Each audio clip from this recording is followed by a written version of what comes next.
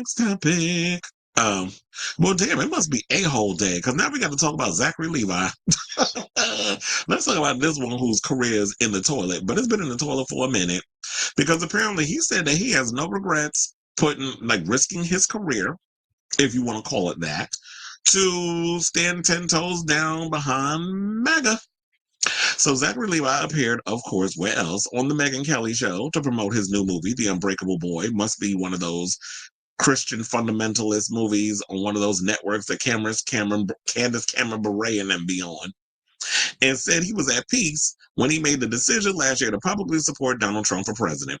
The Shazam actor originally endorsed, and this is where it goes, you went from one idiot to another. He was actually a Robert F. Kennedy supporter, but when Robert F. Kennedy decided to take his grift over to the Trump administration because he knew he wasn't going to win, now here comes Zachary Levi, because Zachary Levi has come under fire many times in the past because he's a vaccine denier and all this other stuff. So around the times of COVID, he was being dragged for a lot of his misinformation that he was posting on social media.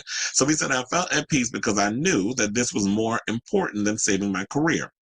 I think we too often fall in these paradigms, these thought processes of self-preservation, and it's not good. We need to be wise and we want to survive and we want to live and flourish and all of those things, but we can't merely make decisions off of, well, I hope nothing bad happens to me. You've got to sacrifice. Well, yeah, you sacrifice what you didn't have because why does this cap? What career did Zachary Levi actually have? Like you did Shazam 2.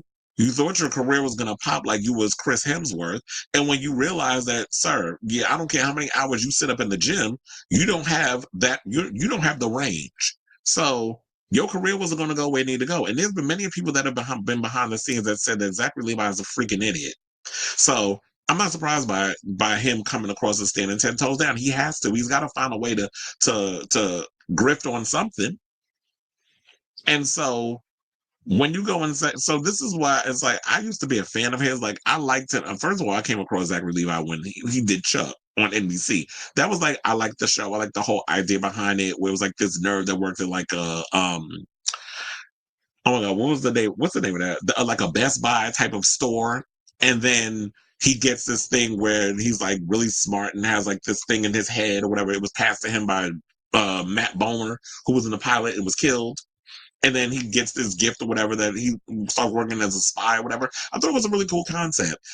A lot of people didn't really, it wasn't really big in the ratings, but it was a cult favorite. It was a cult hit. A lot of people liked it. That last season was a little wonky for me. For the most part, I enjoyed the show. And then after you start to see the person behind the performance, then it's sort of like, you're an idiot. And especially when you're out here denying, vaccines and all this other stuff. And now we've got, and the media, of course, won't talk about it because they're all scared of who. We got a measles outbreak in Texas. Or is it Florida? Well, it's down south. Them people down there, all of you that are voting red, there's a huge measles outbreak. There's all these viruses that you didn't think that people were still getting because people aren't vaccinated. They're getting it. And I would say, like, there's no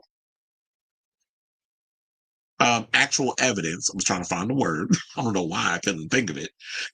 There's no actual evidence that if you take a vaccine that it causes autism in your kids and all that other stuff. I don't know. They come up with this stuff, and instead of actually people Googling and doing the research, they believe all this. So you're willing to put other people's children that you don't have in danger because this might be a way to make money. So if Zachary Levi wants to come out here and do all this other stuff, that's good on you. But I guess because you knew your career was kind of in the toilet anyway, so he's got to jump on it and jump in the space of, grifting with the RFK Donald Trump propaganda.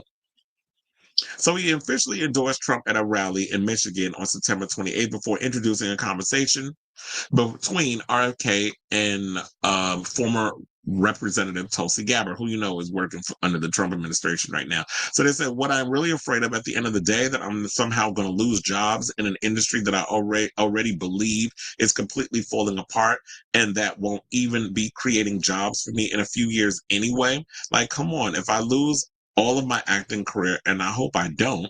And so far I haven't, but none of that matters. If the world goes off a cliff, what does it matter? Well, he feels like they're not going to create jobs for him because when you look at Zachary Levi as an actor, what else could he do? Like, what other parts could y'all possibly see him in outside of a Shazam or playing like a dork or a lovable nerd or whatever? Like, there's enough actors out here that could pull that. Like the attractive goofball type. We already got Chris Pratt, so we don't need you, sir. We got Chris Pratt. We got a bunch of other people I'm sure out here.